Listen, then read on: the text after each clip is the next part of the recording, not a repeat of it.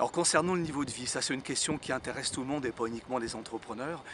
Si on regarde en gros les grands indices, l'indice de parité du niveau de vie, l'indice McDonald's aussi qui est mondialement reconnu, puis je vais mettre aussi mon expérience personnelle d'expatrié en famille depuis 14 ans ici dans la ville de Québec, on peut considérer que par rapport à Paris et la région parisienne, on a un écart de niveau de vie d'à peu près 15 à 20% en faveur de la ville de Québec. Alors, ça s'explique en gros par deux grands postes budgétaires. Le premier, en fait, c'est le poste de l'hébergement. Donc le loyer notamment et surtout l'achat des maisons est ici relativement favorable. Bien que depuis 10 ans, il y a une forte croissance des prix des maisons, on est encore capable ici pour 200 à 300 000 euros de trouver une grande maison dans une banlieue résidentielle. Le deuxième poste, en fait, c'est le poste transport. Les voitures ici sont 20 à 30% moins chères.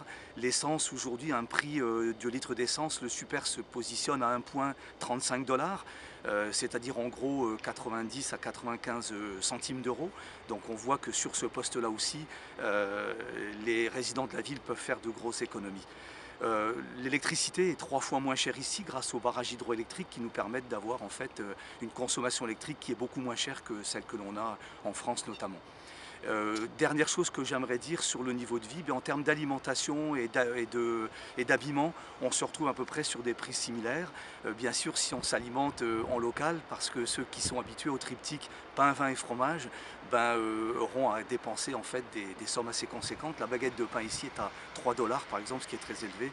Et on achète encore des bouteilles de vin françaises ici qui sont 3 à 4 fois supérieures au prix que vous les achetez côté français.